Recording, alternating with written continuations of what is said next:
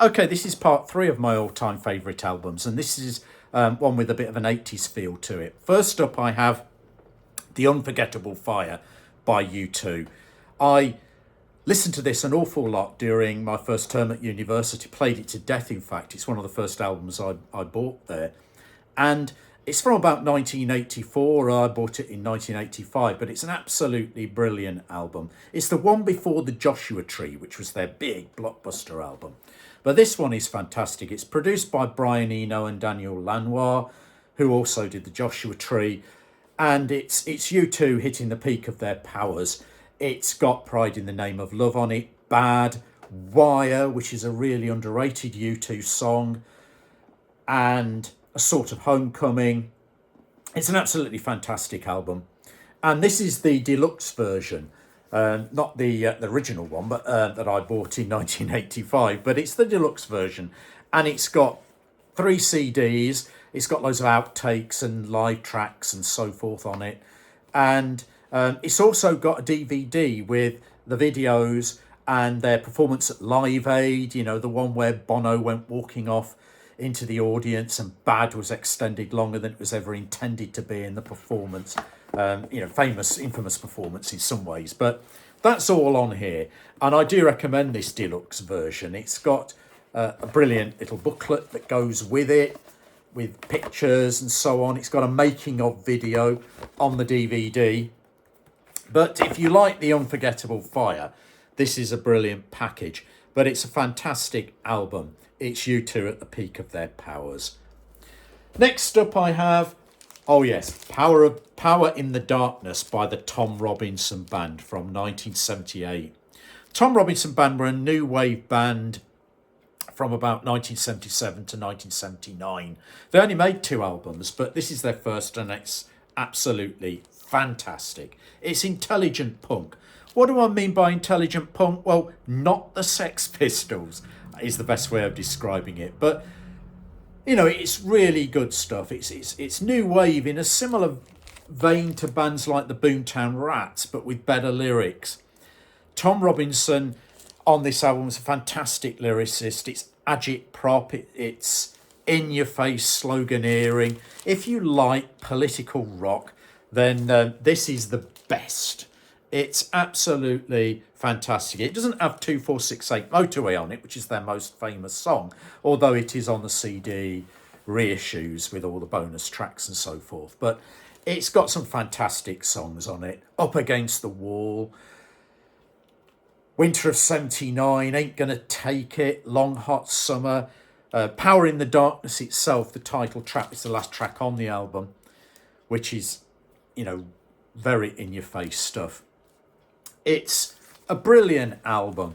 The original LP came with this rather interesting stencil with a fist. That the idea is you punch the stencil out and then you put it up against the wall and spray paint the fist onto a wall. That's the idea behind the stencil thing. But I mean, the album is absolutely fantastic. Tom Robinson, if you've heard of him, you'll know was an out gay political protest song writer in his early career when he made albums like this. Later became a more reflective singer-songwriter later on. Still going, in fact, and he also had a radio show on, I think it was Radio 2. Maybe probably still does. But to my mind, he never made a better album than this. It's intelligent, new wave at its best. Then I have The Smiths, Hatful of Hollow. This was their first compilation from 1984. It's actually alternate versions. It's John Peel sessions. It's all kinds of stuff on this compilation, B-sides. And a lot of people at the time preferred it to their debut album, and I'd agree with that. It's got a greater range on to it of songs, and it's got stuff like Handsome Devil that you can't get on other albums. It's got, you know, singles like William It Was Really Nothing, How Soon Is Now is on here, Heaven Knows I'm Miserable Now, This Charming Man. It's got all the early classic Smith songs, a lot of them in alternative versions or Peel sessions or something like that. But Absolutely essential stuff. Morrissey and Marr at their best. And following that, I have Meet His Murder, which is an underrated Smiths album in my view.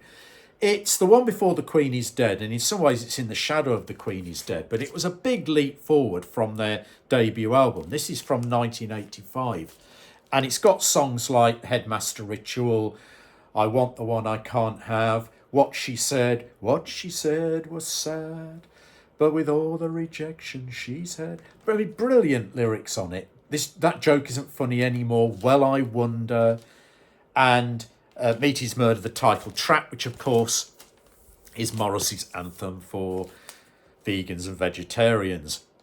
And it's superb stuff. It's Morrissey and Marr at the absolute peak of their powers. Although the rest of the band, the other members of the band were brilliant on it as well. Check out Andy Rourke's bass lines on Barbarism Begins at Home, for example. Absolutely fantastic peak Smiths. Then I have, in a similar 80s vein, I suppose, mid-80s, the Communards, their debut album. It's just called Communards. It's absolutely fantastic stuff. The Communards, if you don't know who they are, were Jimmy Somerville, who's the singer in Bronski Beat, after he left Bronski Beat, and Richard Coles, who's the guy with the glasses and the pink tie, who is now the Reverend Richard Coles, of course, TV pundit and Church of England vicar. But this is from 1986. It's the album that Jimmy Somerville made after he left Bronski Beat. And it's absolutely brilliant, uncompromising stuff. It's obviously Jimmy Somerville, openly gay lyrics. It's got high energy stuff on it like Disenchanted. It's got more piano led stuff on it like La Della Rosa and Reprise. It's an absolutely superb album, and it's from that kind of mid 1980s era, and that connects on with the next stuff I've got here, which is Billy Bragg. Back to Basics. This is the compilation of his first two albums, plus the Between the Wars EP.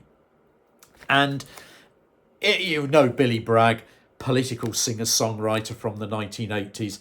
This is Billy Bragg at his raw best early on, when it's largely just Billy Bragg and that electric guitar, that metallic electric guitar he used to strum. Dang, dang, dang, dang, dang, dang.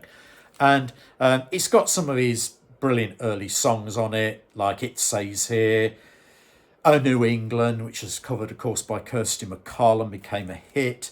It's got Between the Wars. It's absolutely fantastic early Billy Bragg. I remember buying the Between the Wars EP in 1985. This is, again, Pete Bragg. It's got Which Side Are You On it. And his brilliant cover of World Turned Upside Down, which is a Leon Rosselson song, which is one of the best things Billy Bragg ever recorded, in my opinion. The Between the Wars EP and Back to Basics. Finally, still with an 80s theme, I have Kate Bush, The Dreaming. This is Kate Bush, 1982. It's the one before Hounds of Love. And it's nowhere near as well known as Hounds of Love, but in my opinion, it's her best album. It's Kate Bush at her most experimental. It's the first album that she completely produced on her own, and it had almost like a liberating effect on her. She throws everything in the kitchen sink at the vocals on this album. There's some very strange vocals on it. And it's absolutely Kate Bush at her best. The songs aren't as well known as those on Hounds of Love, but it's got Get Out of My House, Get Out of My House, the one she screams the lyrics to. Leave It Open, The Dreaming, which is very strange song that's meant to evoke Aborigine sounds and music. It's got Sat in Your Lap, Pull Out the Pin. I mean, the songs are nowhere near as well known as Hounds of Love. It's the most experimental thing she ever did, though, apart from maybe the Ninth Wave part of Hounds of Love, it's got very unusual arrangements. It's got vocals that are out of this world. It's absolutely a brilliant, dynamic album that should be, I think, better known. It's definitely up there with Hounds of Love. I prefer it. I think it's more interesting and intriguing. So, Kate Bush, The Dreaming, check it out.